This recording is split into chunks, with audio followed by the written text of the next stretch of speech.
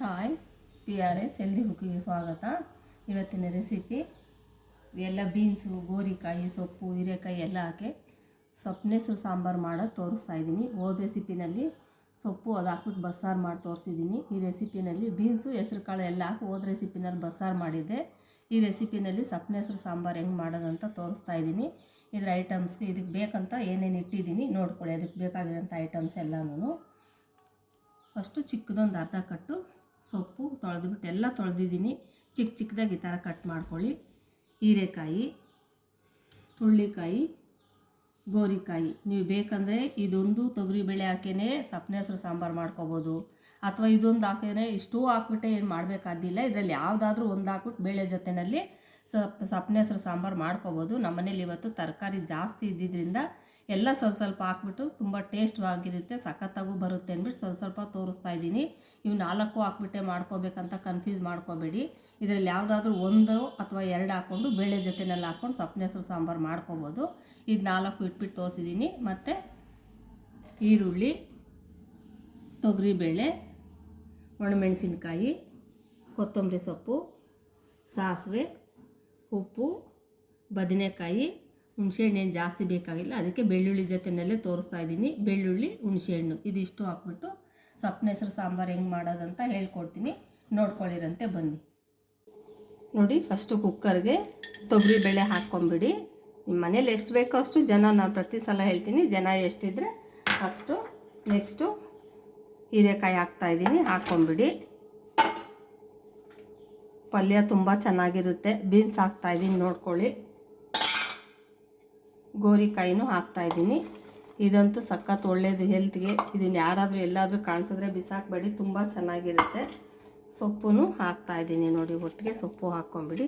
ಬೆಂದರೆ ಅದೇನು ಜಾಸ್ತಿ ಆಗೋಲ್ಲ, ಸ್ವಲ್ಪನೇ ಆಗುತ್ತೆ.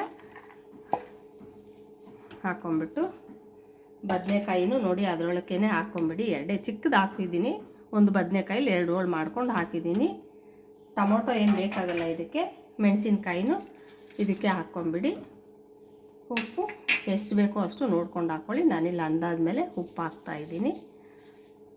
ಉಪ್ಪು ಹಾಕ್ಬಿಟ್ಟು ಸ್ವಲ್ಪ 1-2 ಗ್ಲಾಸು ನೀರು ಹಾಕ್ಬಿಟ್ಟು 1 ವಿಜಲ್ ಕೂಗಿಸ್ಕೊಂಬಿಡಿ. ಕ್ಯಾಪ್ ಹಾಕ್ಬಿಟ್ಟು. ಮತ್ತು ಪಲ್ಯಕ್ಕೆ ಏನೂ ಸಿಗೋಲ್ಲ, 2 ವಿಜಲ್ ಕೂಗಿಸ್ಕೊಬೇಡಿ. ಮರ್ತು ಬಿಟ್ಟು 2 ವಿಜಲ್ ಬೇಡ, 1 ವಿಜಲ್ಲೇ ಸಾಕು. ಪಲ್ಯ ಚೆನ್ನಾಗಿರುತ್ತೆ. 1 ವಿಜಲ್ ಕೂಗಿಸ್ಕೊಂಬಿಡಿ. ನೋಡಿ, ಎಲ್ಲ 1 ವಿಜಲ್ಲೇ ಕೂಗಿಸ್ಕೊಂಡಿರೋದು. 1 ವಿಜಲ್ಗೆ ಕೂಗ್ಬಿಟ್ಟಿದೆ ನೋಡ್ಕೊಳ್ಳಿ. ಇಷ್ಟೇ ಸಾಕಿಲ್ಲ ಅಂದರೆ ಪಲ್ಯ ಏನು ನುಣ್ಣಗಿದ್ರೆ ಪಲ್ಯ ಏನೂ ಸಿಗೋದೇ ಇಲ್ಲ. 1 ವಿಜಲ್ ಕೂಗಿಸ್ಕೊಂಡಿದ್ದೀನಿ. ನೀವು 1 ವಿಜಲ್ ಕೂಗಿಸ್ಕೊಂಡ್ಬಿಟ್ಟು ಈ ನೀರನ್ನ ಒಂದು ಬೌಲ್ಗೆ ಸೋಸ್ಕೊಂಬಿಡಿ. ಈ ಥರ ಸೋಸ್ಕೊಂಬಿಡಿ.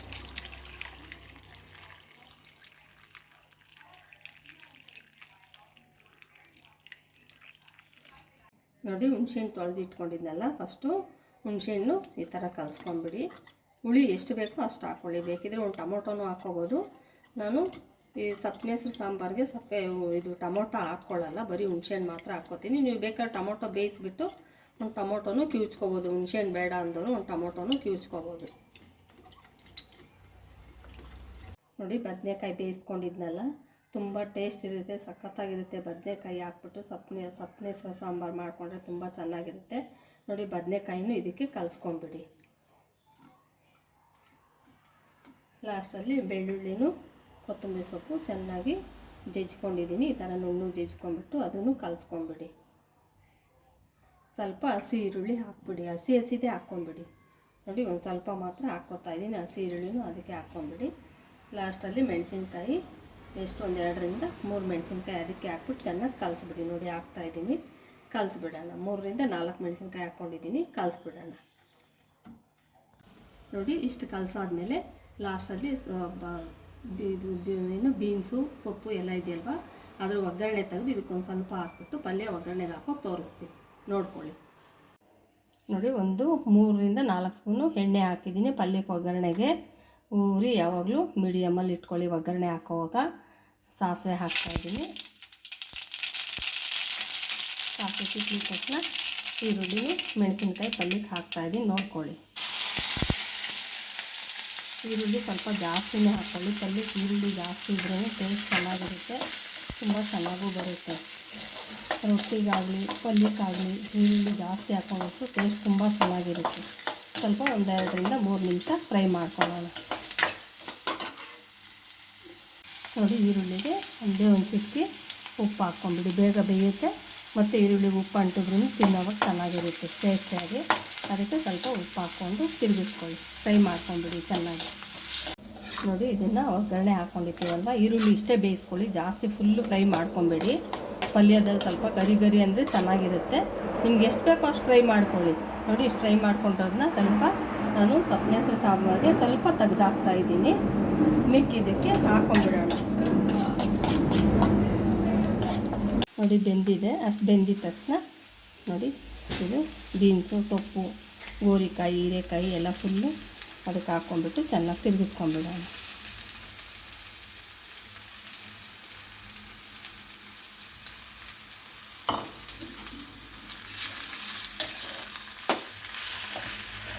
ನೋಡಿ, ಬಿಸಿದು ಸೊಪ್ಪಿನ ಹೆಸರು ಸಾಂಬಾರು ಮತ್ತು ಪಲ್ಯ ಎರಡೂ ರೆಡಿಯಾಗಿದೆ. ನಾನು ಸ್ವಲ್ಪ 3-3:30 ಸ್ವಲ್ಪ ಮುದ್ದೆ ಮಾಡಿಕೊಂಡು ತಿನ್ಬಿಡೋಣ ಅಂದ್ಬಿಟ್ಟು ಇವಾಗ ಮುದ್ದೆ ಮಾಡಿ ತೋರಿಸಿಲ್ಲ. 3-3:30 ಆಗುತ್ತೆ ನಾವು ಊಟ ಮಾಡೋ ಅಷ್ಟರಲ್ಲಿ. ಹಂಗಾಗಿ ಸ್ವಲ್ಪ ಮುದ್ದೆ ಲೇಟು. ಇದಕ್ಕೆ ಮುದ್ದೆ ರೈಸು ತುಂಬ ಚೆನ್ನಾಗಿರುತ್ತೆ. ರೈಸ್ಗಿಂತ ಮುದ್ದೆ ಮಾಡ್ಕೊಂಡು ಸೂಪರಾಗಿರುತ್ತೆ. ಒಂದ್ಸಲ ಟ್ರೈ ಮಾಡಿಕೊಂಡು ನೀವು ಇದೇ ಥರ ಮಾಡ್ಕೊಂಡು ತಿಂದ್ಬಿಟ್ಟು ಕಷ್ಟಪಟ್ಟು ಖುಷಿಯಾಗಿ ಮಾಡಿರ್ತೀವಿ.